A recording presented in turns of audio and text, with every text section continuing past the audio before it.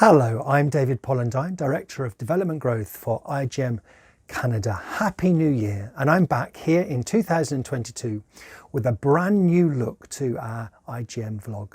Hi, my name is Raveena Adam, and as a part of the development growth team, we wanted to check with our donors as to what moves them to support and partner with IJM. Today we are very excited to be interviewing Naomi Holland, who founded and developed her own online jewellery business called Redeemed with Purpose. She uses this company to raise funds for IJM Canada's work around the world. After that, Raveena will share a story from South Asia of an IJM rescue from a jewellery factory.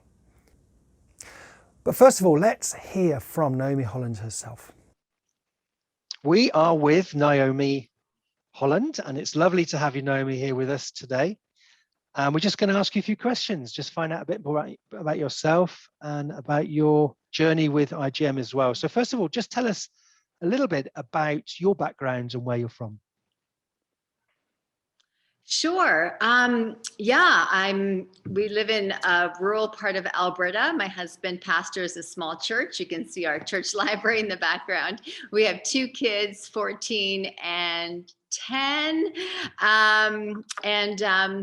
We've been in this community for about 15 years or so. And previous to that, I was in Nepal, working against the sex trade there. And so I guess I've been working against the sex trade probably for, it's almost 20 years. I understand you lived as a house mom for 2 years in recovery home. Can you tell us a little about that experience, Naomi? Yes, that was the best education I've ever received, far better than my university degree. After starting with Servants Anonymous Society in Calgary, I was given the opportunity to be the house mom. And so without any background in addictions, in street life, in gang life, in prostitution, no knowledge, I moved in. And in 2 years, I had over 40 roommates. So tell us a little bit how you first came to hear about IJM and what motivated you to choose to support IJM. Actually, it was on my backpacking trip in Southeast Asia. When I started to research, I was visiting red light districts and going into brothels and meeting frontline organizations. And somehow I got into an IJM office. I hardly remember how. And somebody took me under their wing, and I remember being on a motorcycle, and we were going to one of the neighborhoods where the child sex tourism industry was ripe. I saw all the houses were gated, like barred gate, and with a padlock on it.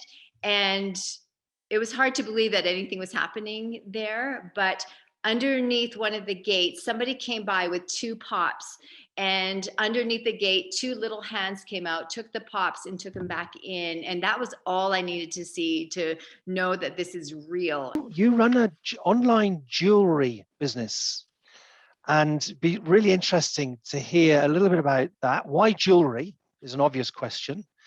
And then just maybe tell us a little bit more how you use it to fight injustice around the world. So when I was with SA Foundation, one of my jobs was to go to Nepal, and I lived there for several years and helping set up the project as well as social enterprises. And so we started with toques. I realized after a while, I can only sell toques for about 5-6 months of the year. What do I sell the rest of the time? So I wanted something to still do with my hands, as well as a way to keep speaking about the sex trade. I couldn't just stop and not think about it anymore. And I accidentally started making jewelry again, selling it to friends, kind of the story of most entrepreneurs. 5 years later, I'm still doing it. Again, the jewelry is simply a platform to raise awareness and funds. I donate 100% of my profit to frontline charities that are making a difference. And so this year I chose IJM. I know you love IJM. I know you love the work that IJM is currently doing, but I also know that you have a little soft corner for IJM Philippines. Can you tell us why? COVID has been really hard on this industry, the sex trade industry, and of course, those who are fighting it. And I kept seeing reports about how online sexual abuse is going up, and the fact that these abusers cannot travel, but they have now found another way to abuse these children, now pulling somebody else in to do their abuse for them. It's just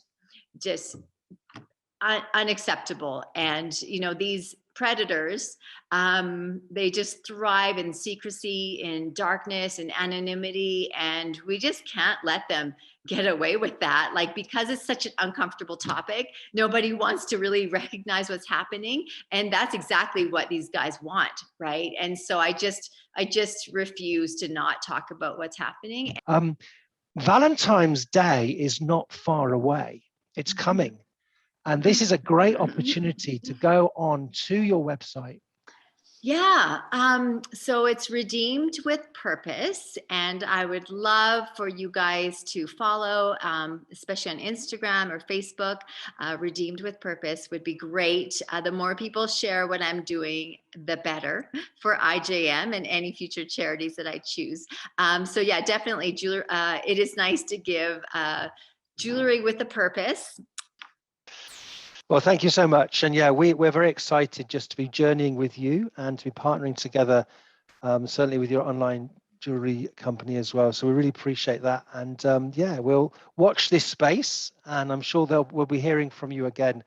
Now that we're talking about jewelry, I must take you back to 2019, where IJM and the local authorities got together to rescue 44 children and 32 adults from a jewelry factory in South Asia. The counselor then called an IJM staff who was familiar with the language that the boys were speaking. The minute this IJM staff walked in and started having a conversation with the boys were filled with joy. When I interned in IJM South Asia, I met a well-trusted advisor and a well-experienced counselor who was a part of this IJM jewelry factory rescue that happened in 2019. Before we go, each month we'd like to profile a couple of things we're up to in the IJM Canada Development Growth team. On February the 22nd, we will mark Human Trafficking Awareness Day here in Canada, and we'll be running an online event where you can hear firsthand from an IJM staff field worker who is working to tackle human trafficking in that context. So look out for that, watch this space. Next month we'll hear from Nicole Molnar, who's an IJM supporter from BC, who raised a staggering $8,555 on herself, but with her team she raised $20,378 for our Dressember fundraiser, which raises funds for IJM Canada. So don't miss her interview. She'll give us a lot of insight, not just how to run a successful fundraising campaign, but how to do it with a lot of fun as well. Please do look out and join us on Instagram, Facebook, and Twitter to raise awareness on the issue of human trafficking and to see more content developed by the Development Growth team. Thank you for joining us today, and if anything has touched you, please do like, share, or subscribe, simply because we don't want you to miss any content in future. Goodbye, happy Valentine's Day, and stay safe.